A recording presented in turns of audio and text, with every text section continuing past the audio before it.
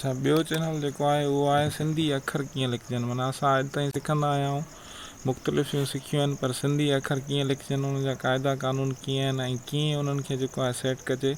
तमामु ज़बरदस्त चैनल आहे जेकमाबाद नॉलेज जे नाले सां। हिन में बिल्कुलु सिंधी हैंड राइटिंग जो जेको कोर्स आहे उहो सॼो जेको आहे हिन जे अंदरि बयानु कयल आहे ऐं ॿुधायो वियो आहे त कीअं जेको आहे असां उन्हनि शयुनि खे लिखी सघूं था, सिंधी राइटिंग पंहिंजी सुधारे सघूं था।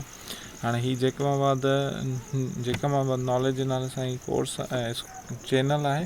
इन चैनल जे अंदरि सिंधी राइटिंग जेका हैंड राइटिंग आहे उन जा टोटल माना 27 जेके क्लासिस आहिनि उहे मौजूदु आहिनि ऐं उन 27 क्लासिस खे जेको आहे ॿुधायो वियो आहे त माना कहिड़े तरीक़े सां तव्हां जेको आहे हिन शइ खे लिखी सघो था, सम्झी सघो था। हाणे ॾिसो, हाणे हिन में प्रैक्टिस कीअं कजे, बयानु थियल आहे, मुंहिंजो म्यूट थियल आहिनि, मतां थी सघे तो कॉपीराइट जो इशू अचे या छा। ठीकु आहे, तव्हां ॾिसी सघो था। हाणे हे जेको आहे कहिड़े नमूने सां जेको आहे असां लिखणु सिखंदासीं। अल्फ़िए नून ऐं जी पटी आहे। हाणे हीअ पटी जेका हुआ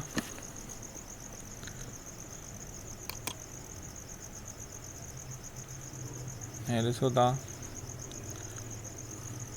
तमामु ज़बरदस्त राइटिंग आहे। ठीकु आहे, अच्छा हिन जी ॿी हिकिड़ी वीडियो रिव्यू करे था वठूं।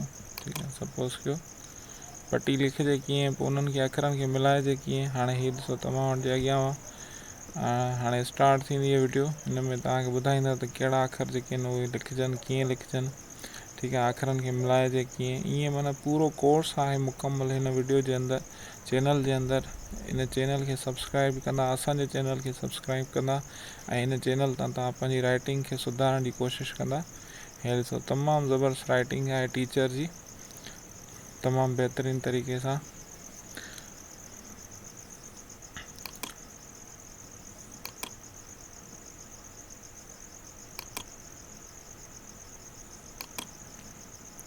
हिन में कुझु वर्ड्स आहिनि उहे डिफाइन थियल आहिनि, प्रैक्टिस जेके वर्ड्स थींदा आहिनि जंहिंखे चऊं खणी असां। हीअ तमामु ज़बरदस्त चैनल आहे, हिन चैनल खे सब्सक्राइब कंदा, असांजे चैनल खे पिणु सब्सक्राइब कंदा। इंशाल्लाह तव्हांजे लाइ तमामु सुठियूं जेके वीडियोज़ आहिनि, सुठा चैनल जेके आहिनि उहे तव्हांजे अॻियां आणींदासीं। हाणे ॾिसो राइटिंग जो तरीक़ो, तमामु बहितरीनु राइटिंग आहे ऐं हर को चाहींदो आहे त असांजी राइटिंग जेका आहे उहा सुधरे। हे ॾिसो ज़बरदस्त शइ, तमामु बहितरीनु शइ। तव्हांखे इहे रिक्वेस्ट आहे त असांजे चैनल खे सब्सक्राइब कंदा। इंशाल्लाह कुझु ॿिया चैनल बि आहिनि जेके तव्हांजे अॻियां खणी ईंदासीं, जंहिंसां इंशाल्लाह तव्हांखे ज़बरदस्त फ़ाइदो पवंदो। नेक्स्ट वीडियो ताईं इजाज़त ॾींदा। अल्लाह हाफ़िज़।